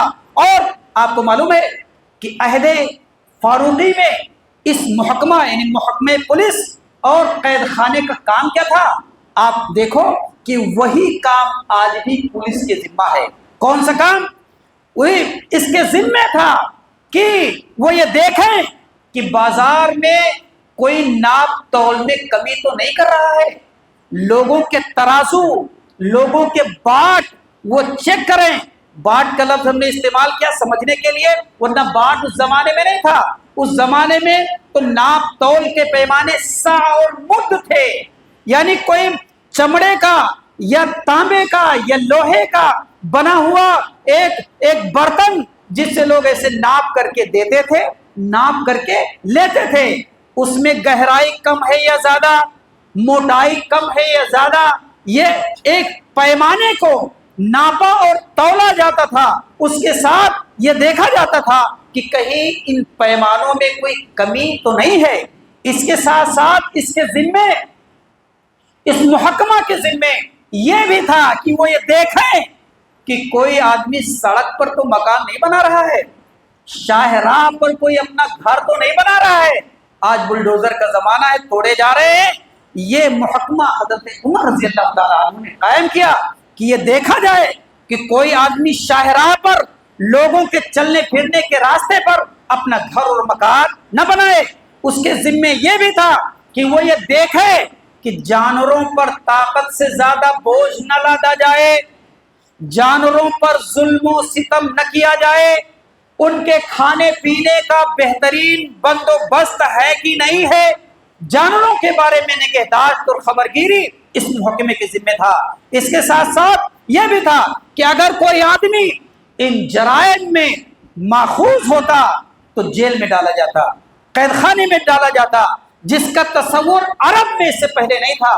چنانچہ یہ بات آتی ہے کہ حضرت عمر رضی اللہ تعالیٰ عنہ نے سب سے پہلے مکہ مکرمہ میں صفوان بن امیہ کے مکان کو 4000 درہم میں خریدا اور اس کو سب سے پہلے قید خانہ بنایا، اور اس میں ایسے لوگ ڈالے جاتے تھے جو عادی مجرم ہوتے تھے۔ اسی طرح سے پھر آپ نے اضلاع میں بھی جیل خانے بنوائے۔ آپ یہ بھی سمجھو کہ ضلع وطنی ہم اور آپ سنتے ہیں، ضلع بدر ہو جانا، صوبہ بدر ہو جانا، ضلع بدر ہم سنتے ہیں، اور صوبہ بدر ہو جانا۔ ہمارے یہاں کے ایک بہت بڑے منسٹر کو یہاں کی حکومت نے صوبہ بدر کی سزا دی تھی۔ ضلع وطنی کی سزا دینا حضرت عمر رضی اللہ تعالیٰ عنہ کی اولیات میں سے ہے۔ انہوں نے سب سے پہلے ابو محجن ثقفی، جن کا نام آپ لوگوں نے کب سنا ہوگا؟ تب سنا ہوگا جب وہ قادسیہ کی جنگ ہو رہی تھی۔ قادسیہ کی جنگ میں جنگ ہو رہی ہے، اور ابو محجن شراب کے جرم میں گرفتار ہو کر کے حضرت سعد کے مکان میں قید ہیں۔ حضرت سعد کون؟ حضرت سعد بن وقاص رضی اللہ تعالیٰ عنہ، جن کے پیروں میں درد ہے، اپنے بالا خانے پر بیٹھ کر کے وہ پرچی سے فوجوں کو لڑا رہے ہیں، اور سپہ سالاری کا کام انجام دے رہے ہیں، اور ابو محجن جو ان کے نچلے گھر میں قید ہیں شراب کے جرم میں، انہوں نے ان کی بیوی حضرت سعد کی بیوی سے کہا کہ آپ ہم کو آزاد کر دیجئے، میدان جنگ جاری ہے، میرا جوش ابال مار رہا ہے، آپ ہم کو چھوڑ دیجئے، اگر میں میدان جنگ میں کام آ گیا تو کوئی بات نہیں، اگر زندہ بچ گیا تو میں شام میں آ کر کے اپنے آپ کو اسی جگہ قید کر لوں گا۔ ام سلمہ جو حضرت سعد کی بیوی ہے، انہوں نے کہا نہیں، ہمارے شوہر محترم ناراض ہو جائیں گے۔ ابو محجن نے یہ دیکھ کر کے بہت درد انگیز میں شعر پڑھا عربی زبان میں، جس سے سلمہ کا دل پسیج گیا، اور انہوں نے ابو محجن کو چھوڑ دیا۔ وہ سعد کے گھوڑے پر ہتھیار بند ہو کر کے سوار ہوئے، میدان جنگ میں کارہائے نمایاں انجام دیا۔ حضرت سعد نے دور سے دیکھا اور کہا یہ تو لڑنے کا انداز ابو محجن کا ہے ثقفی، لیکن وہ تو ہمارے قید میں ہے، وہ میدان جنگ پہ کیسے پہنچا؟ ام سلمہ ان کی بیوی نے کہا دراصل معاملہ یہ ہے کہ ہم ہی نے اس کو چھوڑ دیا اس کے کہنے کی وجہ سے، اور اگر وہ زندہ بچے گا وہ آ کر کے قید ہو جائے گا۔ حضرت سعد نے کارہایا نمایاں دیکھا تو ان کو آزاد کر دیا، اس تاکید کے ساتھ کہ آئندہ شراب نہیں پئیں گے، لیکن ان کی عادت تھی، یہ قبیح عادت جس کو لگ جاتی ہے بہت مشکل سے چھوٹتی ہے یا نہیں چھوٹتی ہے، بار بار شراب کے جرم میں یہ پکڑے جاتے، ماخوذ ہوتے، درے مارا جاتا، لیکن پھر وہی کام کر بیٹھتے، یہاں تک کہ حضرت عمر رضی اللہ تعالیٰ عنہ نے ان کو جلا وطن کر کے ایک جزیرے میں بھیج دیا۔ معلوم کیا ہوا کہ جلا وطنی یہ حضرت عمر رضی اللہ تعالیٰ عنہ کے اولیات میں سے ہے۔ ایک بات اور دیکھیے، محکمہ احتساب کا مطلب ہم اور آپ یہ سمجھیے کہ آمدنی سے زائد اثاثہ، آمدنی سے زائد پیسہ رکھنا تب بھی جرم تھا، آج بھی جرم ہے۔ ہم دیکھتے ہیں کہ ہمارے ملک میں سی بی آئی ہے، سی آئی ڈی ہے، آئی بی ہے وغیرہ، یہ سب کے سب احتساب کے محکمے ہیں جو حکومت کے کارندوں کو یا عام انسانوں کے بارے میں یہ پتہ لگاتے ہیں کہ کہیں ان کے پاس آمدنی سے زائد روپے پیسے تو نہیں ہیں، اور جس کا وہ ٹیکس نہیں دے رہے ہیں ان کو پکڑتے اور ان کا احتساب کرتے، ان کا روپیہ اور پیسہ چھین لیتے۔ یہ محکمہ احتساب کا قیام کس نے کیا؟ یہ فخر اور یہ اولیت حضرت عمر رضی اللہ تعالی عنہ کو حاصل ہے کہ انہوں نے اپنی خلافت اور اپنی مملکت میں سب سے پہلے اس محکمہ احتساب کی شروعات کی، اور اس کے لیے سب سے پہلے اپنا انسپیکٹر جنرل جس کو مقرر کیا وہ حضرت محمد بن مسلمہ رضی اللہ تعالی عنہ تھے۔ وہ حکام کی نگرانی کرتے، وہ صوبوں کے گورنروں کی نگرانی کرتے، ان کے طور و طریق کا جائزہ لیتے، اگر حکام کے خلاف شکایتیں ملتی انہی کو بھیجا جاتا تھا، وہ عام لوگوں سے رائے لے کر کے امیر المومنین ان کا مواخذہ کیا کرتے تھے۔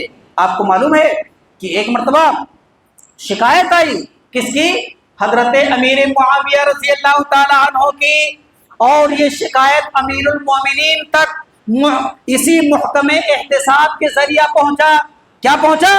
کہ حضرت امیر معاویہ رضی اللہ تعالیٰ عنہ شام میں وہ اپنے مکان پر دربار مقرر کر رکھا ہے، عمدہ قالین اور اپنے گھروں پر پردہ لٹکا رکھا ہے، جبکہ حضرت عمر فاروق رضی اللہ تعالیٰ عنہ کی طرف سے اس کی ممانعت تھی کہ جب کوئی فریادی آنا چاہے وہ آ سکتا ہے، کوئی دربار نہیں ہوگا، بلا کسی رکاوٹ کے وہ کسی بھی عامل تک پہنچ سکتا ہے، گورنر تک پہنچ سکتا ہے۔ حضرت عمر رضی اللہ تعالیٰ عنہ کو پتہ چلا۔ آپ کو معلوم ہے جب بیت المقدس کے فتح کے سلسلے میں حضرت عمر رضی اللہ تعالیٰ عنہ کا جانا ہوا تو سیرت کی کتابوں میں آتا ہے کہ حضرت عمر رضی اللہ تعالیٰ عنہ کو نے اپنے تمام سپہ سالاران اور افواج کے سرداران کو حکم دیا تھا کہ بیت المقدس سے تقریباً 20 میل پہلے فلاں مقام پر آ کر کے ہم سے ملاقات کریں گے۔ حضرت امیر معاویہ رضی اللہ تعالیٰ عنہ ملے نبی پاک علیہ الصلوۃ والسلام حضرت عمر رضی اللہ تعالی عنہ کو جو اونٹ پر چلتے ہوئے آ رہے تھے وہ سب کے سب بیٹھے انتظار کر رہے تھے. حضرت عمر گزر گئے, امیر معاویہ ان کے پیچھے پیچھے دوڑ رہے ہیں. حضرت عمر مٹھنی پر بیٹھے آگے آگے جا رہے ہیں. ایک ساتھ کئی دور تک چلے گئے. ایک صاحب نے امیر المومنین سے کہا, امیر المومنین, امیر معاویہ موٹے آدمی ہیں, وہ پیدل چلتے چلتے ہانفے جا رہے ہیں, تھکے جا رہے ہیں, آپ ان کی بات کو سن لیجئے. حضرت امیر المومنین رضی اللہ تعالی عنہ نے اونٹ کو روکا اور کہا, سنا ہے کہ تم یہاں شام میں رہ کر کے عجمی عادت و اطوار تمہارے اندر آ گئی ہے. تم نے اپنے بنگلے پر دربان مقرر کر لیا ہے, تم نے پردہ لٹکا لیا ہے, تم شاہانہ زندگی گزارنے لگے ہو.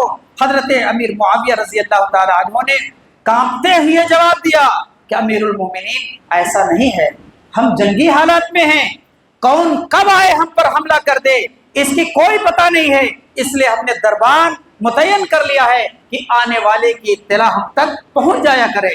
اور ہم نے کچھ پردے اس لیے لگا لیے ہیں تاکہ یہاں کے لوگ اپنے امیروں کو اسی حالت میں دیکھا کرتے ہیں.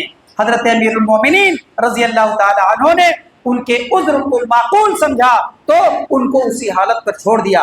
آپ اسی طرح سے دیکھیے کہ حضرت محمد بن مسلمہ رضی اللہ تعالی عنہ کا جو محکم احتساب ہے, اس کے ساتھ ساتھ کئی افراد ہیں جو یہی کام کرتے تھے کہ عمال کا, گورنروں کا, ججوں کا اور اس طرح سے حکومت کے کارندوں کے بارے میں پتہ لگایا کرتے تھے کہ زائد اثاثہ ان کے پاس تو جمع نہیں ہے, اور یہ کہ امیر المومنین کے حکم کے خلاف کوئی کام تو نہیں ہو رہا ہے.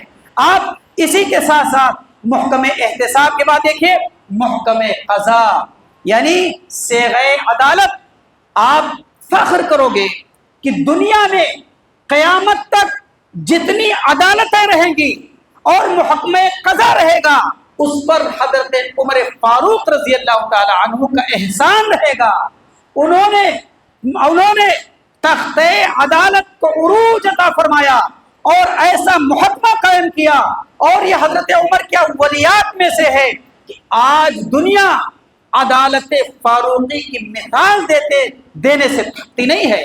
مثال دینا ہو عدل و انصاف کا تو نام آئے گا حضرت عمر فاروق رضی اللہ تعالی عنہ کا. اپنا ہو, غیر ہو, چھوٹا ہو, بڑا ہو, ہر ایک کے ساتھ بے لاگ انصاف پہنچانا یہ حضرت عمر رضی اللہ تعالی عنہ کی وجہ سے ہوا. یہ بات بھی سمجھیے کہ اس محکمے کو عدالت سے الگ کر کے مستقل ایک محکمہ بنانا یہ کس کے اولیات میں ہے؟ حضرت عمر رضی اللہ تعالی عنہ کے اولیات میں سے ہے کہ انہوں نے محکمہ عدالت کو ایک مستقل محکمہ کر دیا جو آپ کی فراست کا بیان ثبوت ہے.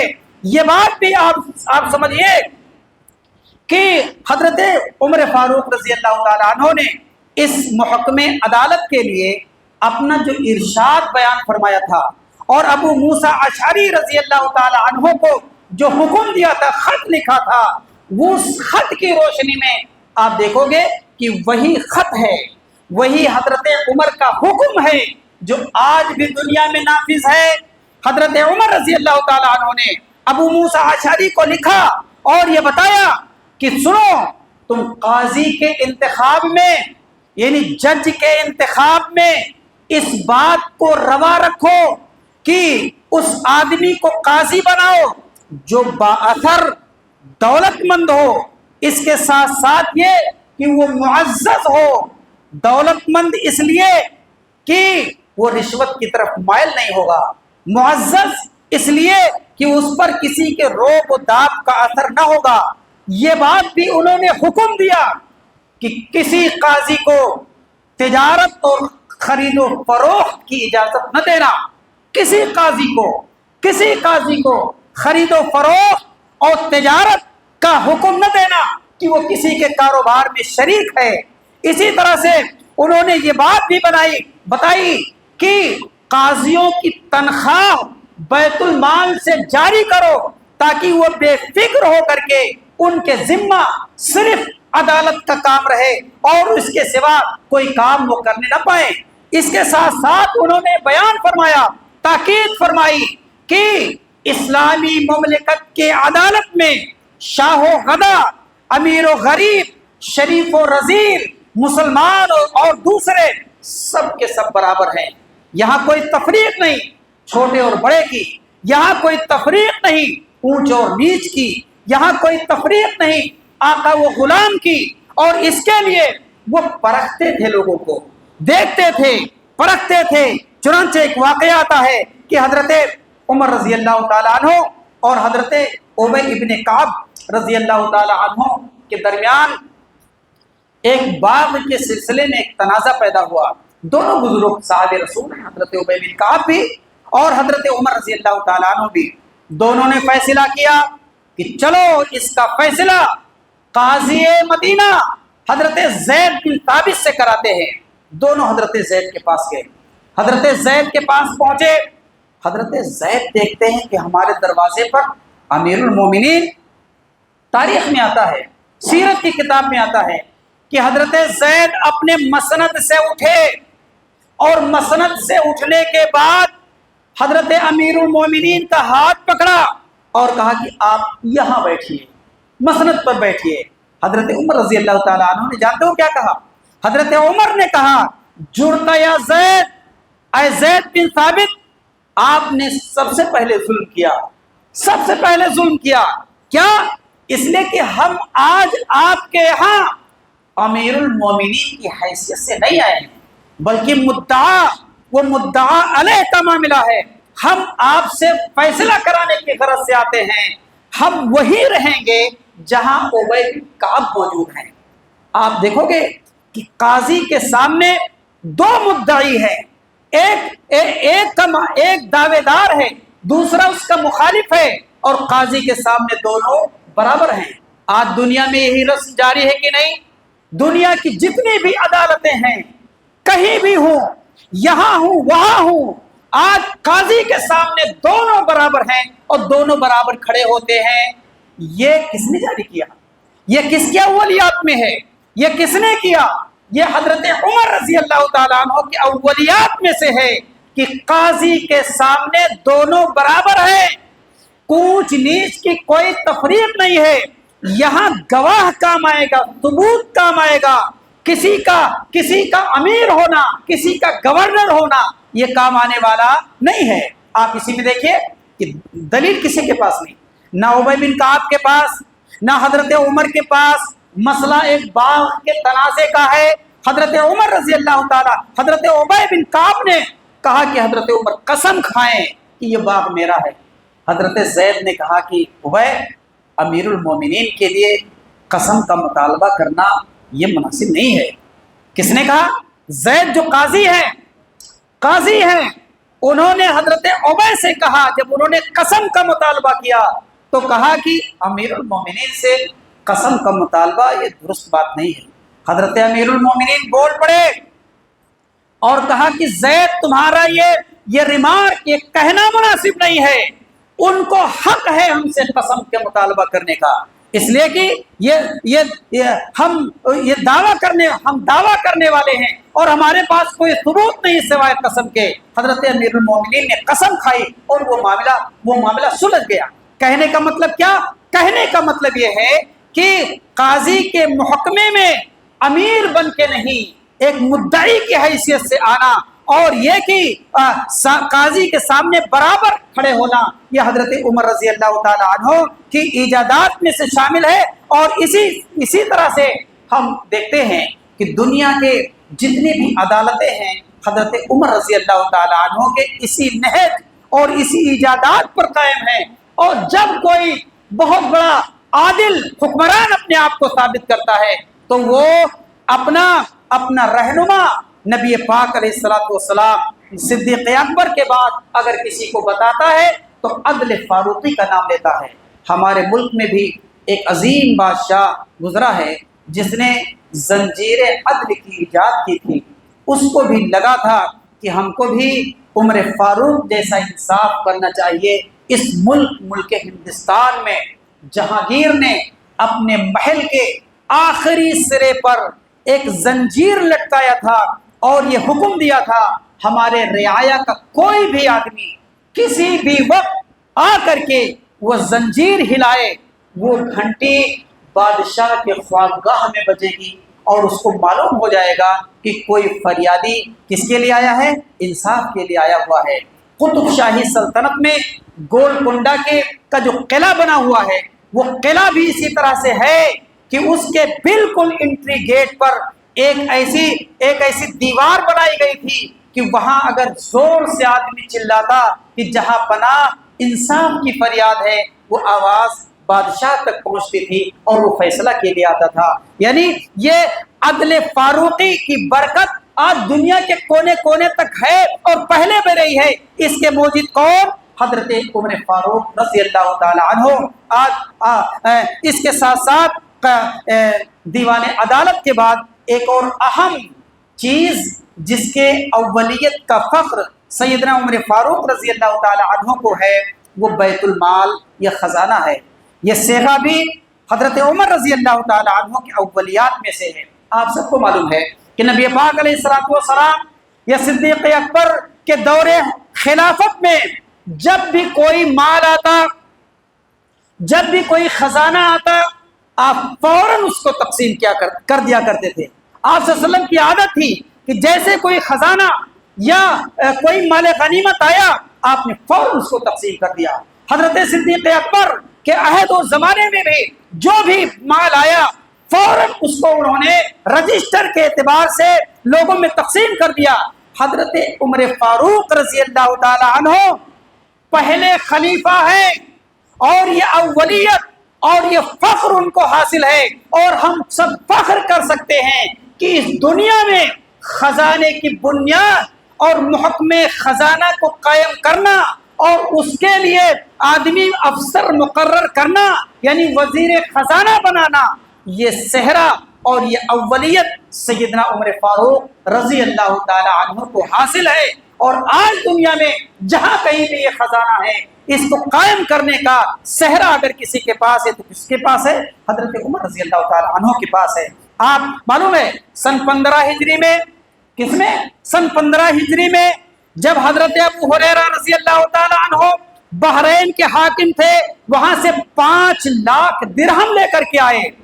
حضرت عمر رضی اللہ تعالی عنہ نے یہ دیکھا، یہ مال دیکھا، مجلس قائم کی، مجلس شورا منعقد کیا، اور حضرت علی رضی اللہ تعالی عنہ نے کہا کہ سب تقسیم کر دیا جائے، سب بانٹ دیا جائے جیسے کہ پہلے بانٹ دیا جاتا کرتا تھا۔ حضرت عثمان نے اس کے خلاف رائے دیا۔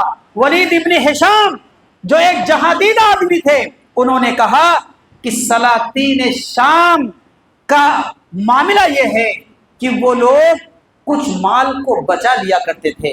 سلاطین شام کا یہ وتیرہ رہا ہے کہ وہ تقسیم کے ساتھ ساتھ اپنا کچھ مال بچا لیا کرتے تھے۔ حضرت عمر رضی اللہ تعالی عنہ نے انہی ولید ابن ہشام کی رائے کو پسند کیا۔ آپ ذرا غور کیجئے گا، طریقہ کس کا ہے؟ سلاطین شام کا۔ سلاطین شام کون ہے؟ غیر مسلم ہے، لیکن ایک اچھا عمل جہاں سے ان کو ملا، حضرت عمر نے اس کو پسند فرمایا، نہ صرف پسند فرمایا بلکہ خزانے کی بنیاد رکھی، اور حضرت عمر رضی اللہ تعالی عنہ نے اس خزانے کا، اس محکمے کا سب سے پہلا وزیر خزانہ جس کو بنایا وہ کون ہے؟ وہ عبداللہ ابن ارقم رضی اللہ تعالی عنہ ہیں، جو اس زمانے کے پڑھے لکھے آدمی مانے جاتے تھے۔ کوفہ میں حضرت عبداللہ ابن مسعود وزیر خزانہ تھے، بیت المال کی تعمیر فرمائی، یعنی خزانے کے مال کو رکھنے کے لیے بیت المال کی تعمیر، نہ صرف مدینہ، نہ صرف مکہ، بلکہ ہر صوبے میں بیت المال کی تعمیر کرنے کا حکم سیدنا عمر فاروق رضی اللہ تعالی عنہ نے دیا۔ اور یہ بات ہم سب کو معلوم ہے کہ بیت المال کا مطلب یہ نہیں کہ وہ امیر المومنین کا ذاتی خزانہ ہے۔ بیت المال عام مسلمانوں کا، یعنی عام رعایا کا حکم ہے۔ ذرا اس بارے میں حضرت عمر رضی اللہ تعالی عنہ کا عمل دیکھیے کہ بحرین سے، ابھی آپ نے دیکھا کہ بحرین سے جب 5 لاکھ کا درہم حضرت ابو ہریرہ رضی اللہ تعالی عنہ لے کر کے آئے تھے، تو وہ رات کے وقت پہنچے تھے۔ امیر المومنین نے حضرت ابو ہریرہ سے پوچھا تم کو معلوم ہے کہ 5 لاکھ کتنا ہوتا ہے؟ ابو ہریرہ نے کہا ہاں امیر المومنین، یہ 1 لاکھ، یہ 1 لاکھ، یہ 1 لاکھ، ایسے 5 لاکھ گنا دیا انہوں نے الگ الگ کر کے۔ کہا نہیں، تم نیند کی حالت میں ہو، کل صبح لے کر کے آنا، پھر سے گنوانا۔ صبح حضرت ابو ہریرہ پھر وہ لے کر کے آئے اور الگ الگ جب گنایا تب ان کو یقین ہوا کہ اتنی بڑی دولت ہمارے بیت المال میں بحرین سے آیا ہوا ہے اور ہم کو ملا ہے۔ انہوں نے جو جملہ کہا تھا اس وقت وہ یہ کہا تھا کہ اگر میں زندہ رہا تو ایک ایک چرواہے تک وظیفہ کو جاری کر دوں گا اور وہ وہی رہ کر کے اپنے اس وظیفے سے فائدہ اٹھائے گا۔ اسی طرح سے ایک واقعہ اور جو کتابوں میں مذکور ہے حضرت ابو موسیٰ اشعری رضی اللہ تعالی عنہ کا، کہ وہ جب بصرہ سے آئے تو 10 لاکھ دینار لے کر کے آئے۔ حضرت عمر نے سن کر کے فرمایا مسرت اور تعجب سے کہ تم ہوش و حواس میں ہو، میں پتا ہے تم کو کہ 10 لاکھ کتنا ہوتا ہے؟ انہوں نے کہا امیر المومنین پتا ہے، یہ ایک ایسے 10 گنایا اور جب گنا دیا بیت المال میں جمع ہوا۔ حضرت عمر رضی اللہ تعالی عنہ نے بھی اس موقع پر جو کہا تھا وہ یہ کہ اگر میں زندہ رہا آئندہ تو سنو، یاد رکھو صنعاء اور یمن کے پہاڑوں میں ایک چرواہا جو بلند پہاڑوں پر اور دور دراز گھاٹیوں میں اپنے جانور کو چراتا ہے، میں اس بیت المال سے اس کا وظیفہ مقرر کر دوں گا، اور یہ کہ اس کو آنے کی زحمت نہیں ہوگی، یہ وظیفہ اس کو اس کی جگہ پر پہنچے گا۔ آپ تعافری کہو، صد آفری کہیے حضرت عمر رضی اللہ تعالی عنہ کے بارے میں کہ انہوں نے جو خواب دیکھا تھا، انہوں نے جو ایک فکر کی تھی اپنی رعایا کے لیے، آج دنیا کی حکومتیں کر رہی کہ نہیں کر رہی ہیں؟ آج بردھا پینشن، بیوہ پینشن اور اسی طرح سے کسان سمان یوجنا، تعلیم کے لیے پینشن اور کون سے پینشن آپ کے کھاتے میں آتا ہے کہ نہیں آتا ہے؟ یہ آج آپ کے کھاتے میں آتا ہے اس زمانے میں۔ اس زمانے میں حضرت عمر نے کہا تھا کہ صنعاء کے گھاٹیوں میں جو ایک چرواہا اپنے جانور کو چراتا ہے، اگر ایسے مال آئے گا تو میں اس تک اس کا وظیفہ پہنچا دوں گا۔ اور آپ کو معلوم ہے یہ ساری پینشنیں جو دنیا آج ہم کو اور آپ کو دیتی ہے، اس کے موجد کون؟ حضرت عمر رضی اللہ تعالیٰ عنہ۔ شیرخوار بچوں کا وظیفہ آپ کو پتا ہے، دودھ پیتے بچوں کا وظیفہ۔ پہلے طریقہ یہ تھا کہ دودھ چھوٹے تو بیت المال سے وظیفہ ملے۔ ایک رات حضرت عمر نے دیکھا کہ ایک بچہ رو رہا ہے، معلوم کیا تو پتا چلا اس کی ماں دودھ چھڑا رہی ہے۔ کیوں دودھ چھڑا رہی ہے؟ امیر المومنین کا حکم ہے کہ بچہ دودھ چھوڑے گا تب وظیفہ ملے گا۔ حضرت عمر نے کہا یہ تو ظلم ہے۔ وہ یہ سن کر کے واپس آئے، صبح سویرے اعلان فرمایا، اپنے محکمے اب بیت المال کو حکم دیا کہ آج سے جو بچہ پیدا ہوتے ہی اس کا وظیفہ جاری کر دیا جائے۔ یہ ایک جمہوری اور فلاحی ریاست کا معاملہ تھا۔ اسی طرح سے لاوارث بچوں کا وظیفہ، مساکین و ضعفاء کا وظیفہ، بیوہ اور یتیم کا وظیفہ۔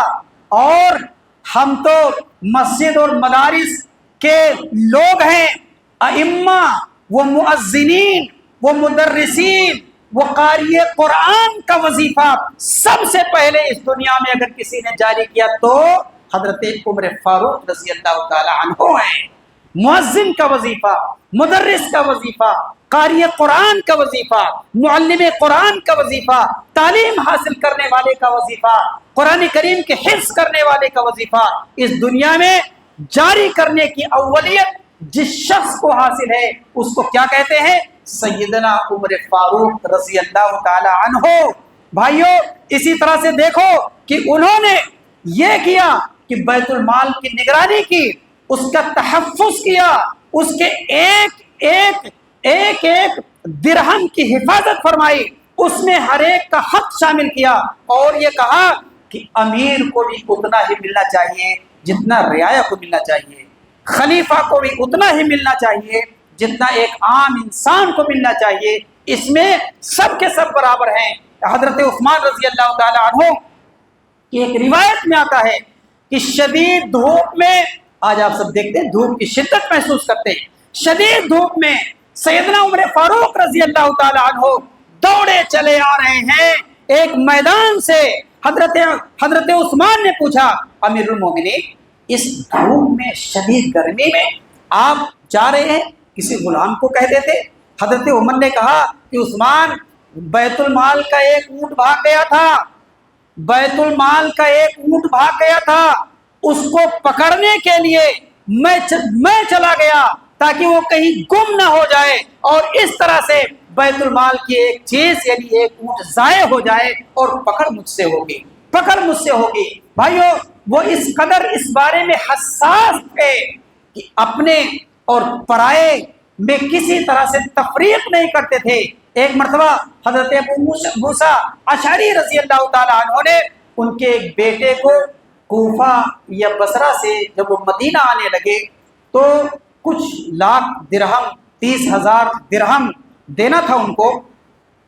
انہوں نے کہا کہ آپ اس سے بکریاں خرید لیں اور مدینہ منورہ میں لے جا کر یہ بکریاں فروخت کر دیں، فروخت کرنے کے بعد 30,000 حضرت عمر کو دے دینا جو واجب ہے اور بقیہ منافع اپنے پاس رکھ لینا۔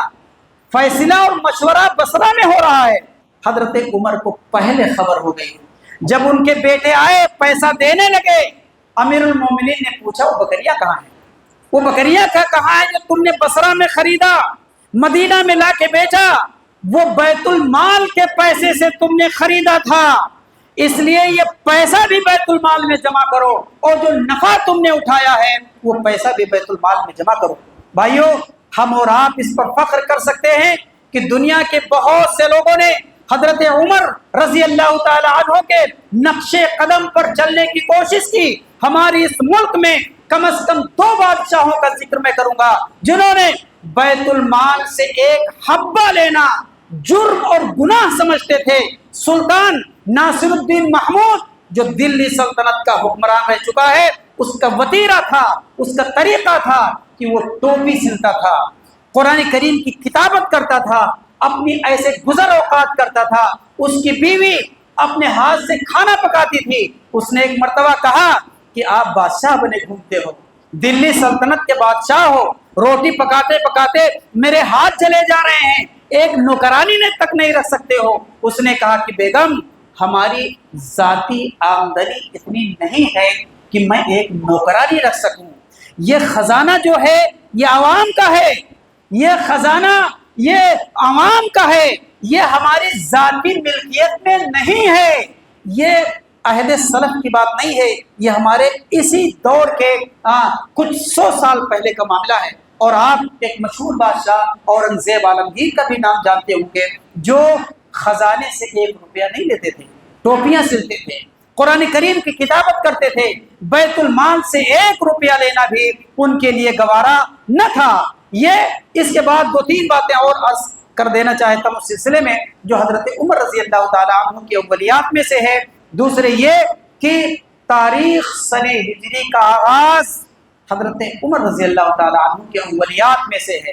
ہم مسلمان ہیں، تاریخ ہجری ہماری سن و تاریخ ہے۔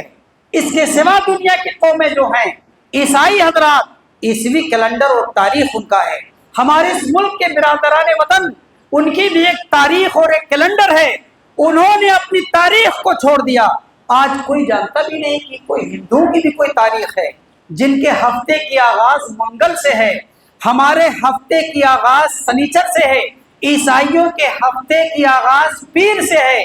یہ سن ہجری کی تاسیس کی اولیت کا صحرا کس کو حاصل ہے؟ حضرت عمر فاروق رضی اللہ تعالی عنہ کو، جو حضرت ابو موسیٰ اشعری کے مشورے سے اور حضرت علی رضی اللہ تعالی عنہ کے مشورے سے سن ہجری کا آغاز کیا۔ یہ تفصیل طلب بات ہے جس کو آپ سب جانتے ہوں گے۔ امیر المومنین کا لقب، امیر المومنین کا لقب اس دنیا میں سب سے پہلے کس کے لیے کیا گیا؟ سیدنا عمر فاروق رضی اللہ تعالی عنہ کے لیے، گویا کہ اس لفظ کے موجد حضرت عمر رضی اللہ تعالی عنہ ہیں۔ آپ کی ریاست فلاحی جمہوری ریاست تھی، اس لیے پوری مملکت کی اس زمانے میں مردم شماری کرائی. آج اپنے اس ملک میں دیکھ رہے ہیں مردم شماری کرائی جا رہی ہے. یہ مردم شماری یعنی انسانوں کو گننا اور یہ سمجھنا کہ یہ کون سی زبان بولتے، کس مذہب کے لوگ ہیں، اور یہ کہ مالی حیثیت کیسی ہے، گھر مکان ہے کہ نہیں، یا زمین جائیداد ہے کہ نہیں. یہ مردم شماری یہ آغاز کس نے کیا اس دنیا میں؟ حضرت عمر رضی اللہ تعالی عنہ کو اولیت حاصل ہے کہ اس زمانے میں انہوں نے اپنی خلافت کے تمام صوبوں میں انسانوں کی مردم شماری کرائی، زمین کی پیمائش کرائی، نہریں کھدوائیں اور اس زمانے میں جب تقریباً سن 18 ہجری میں عام قحط پڑا تھا مدینہ منورہ میں، تو آپ نے شام اور مصر کے جو والی تھے، شام کے والی حضرت سعد ابو عبیدہ بن جراح اور مصر کے والی حضرت عمر بن عاص، ان سے یہ کہا کہ آپ غلہ بھیجو، بہت تیزی کے ساتھ غلہ بھیجو. حضرت ابو عبیدہ نے شام سے 4000 اونٹ غلوں کا لدا ہوا مدینہ منورہ بھیجا تھا. حضرت عمر بن عاص نے مصر سے مدینہ تک ایسا اونٹوں کا قافلہ بھیجا تھا کہ اس کا ایک سرا مدینہ میں تھا اور آخری سرا مصر میں پایا جاتا تھا. غلے کا وہ سلسلہ مدینہ منورہ میں بھیجا تھا. لیکن آپ جانتے ہیں حضرت عمر نے کہا نہیں، یہ تاخیر ہو جاتی ہے، اس میں تم ایسا کرو کہ مصر سے کوئی نہر جاری کرو جو بہت تیزی کے ساتھ نہر کے راستے سے غلہ اور اناج دارالخلافہ مدینہ منورہ پہنچ جائے. حضرت عمر بن عاص نے قیل و قال کیا. حضرت عمر نے تہدید آمیز خط لکھا کہ جب ملاقات کرو گے میں تمہاری کان اینٹ دوں گا اگر تم اس کام پر کسی طرح سے تاخیر کرو گے. تم کوشش کرو کہ مصر سے کوئی نہر نکالو جو مدینہ منورہ کے قریب آ کر ختم ہوتی ہو. نہریں کھدوائیں، شہر آباد کیے، کوفہ، بصرہ، موصل، فسطاط وغیرہ. اسی طرح سے پرچہ نویس مقرر کیے، قیاس کا وصول قائم کیا، نماز تراویح باجماعت قائم کی، شرابی کے لیے 80 کوڑے مارنے کی سزا قائم کی، اماموں اور مؤذنوں کی تنخواہیں مقرر کی. اور ایک بات سنو، ہجو کہنے پر تعزیر کی سزا حضرت عمر رضی اللہ تعالیٰ عنہ نے ایجاد کی. آج ٹرول دیکھتے ہیں آپ، کسی کو بے عزت کر دینا سوشل میڈیا کے ذریعہ. آج ہمارے صوبے کے ایک بہت بڑے آدمی کی بیٹی کی حد کے عزت کا معاملہ ہے. یہ ٹرول کرنا، کسی کو بے عزت کرنا، کسی کے عزت نفس سے کھیل جانا، اس پر سزا مقرر اگر کسی نے سب سے پہلے کیا ہے تو کون؟ حضرت عمر رضی اللہ تعالی عنہ نے. اسی طرح سے غزل میں، غزلیہ اشعار میں عورتوں کا نام لینے پر سزا جس نے مقرر کی ہے وہ کون؟ حضرت عمر رضی اللہ تعالی عنہ نے. اور ان سب کے نفاذ کے لیے ایک درے کی ضرورت کی، درے کے موجد حضرت عمر رضی اللہ تعالی عنہ. آخر میں بات ختم کی. حضرت عمر رضی اللہ تعالی عنہ کی وہ شخصیت ہے جس کے جیسے حکومت کی تمنا ہمارے ملک میں گاندھی جی کیا کرتے تھے. ہمارے ملک کے پہلے وزیر اعظم یہ تمنا کرتے تھے کہ ہمارے ملک میں انگریزوں کے جانے کے بعد جو ایک جمہوری اور فلاحی حکومت قائم ہو وہ حضرت عمر فاروق رضی اللہ تعالی عنہ کے طرز حکومت کی طرح ہو. گاندھی جی نے اپنے اخبار ہریجن میں لکھا کہ میں یہ تمنا کرتا ہوں میں رام اور کرشن کی مثال نہیں دوں گا. کیوں؟ اس لیے کہ یہ وہ شخصیتیں ہیں جو تاریخ لکھے جانے سے پہلے کی ہیں. میں مثال ابو بکر و عمر کا دوں گا کہ یہ شخصیتیں ہیں جنہوں نے صادقی کے ساتھ، قناعت پسندی کے ساتھ، عدل و انصاف کے ساتھ، رعایا پروری کے ساتھ اپنی حکومت کو چلایا ہے. ایسے ہی حکومت کی خواب میں اپنے ملک ہندوستان کی دیکھتا ہوں اور انہوں نے اس کی تمنا کی. اللہ رب العالمین ہم تمام لوگوں کو سیرت فاروقی کو سمجھنے اور اس پر عمل کرنے کی توفیق عطا فرمائے، ان کی عظمت کی محبت ہمارے دلوں میں جاگزی فرما دے اور ہم سب کو سبق لینے کی توفیق عطا فرمائے۔ آمین۔ وآخر دعواہم ان الحمد للہ رب العالمین۔ اقول قولی ھذا واستغفر اللہ لی ولکم ولسائر المسلمین من کل ذنب فاستغفروہ انہ هو الغفور الرحیم۔ والسلام علیکم۔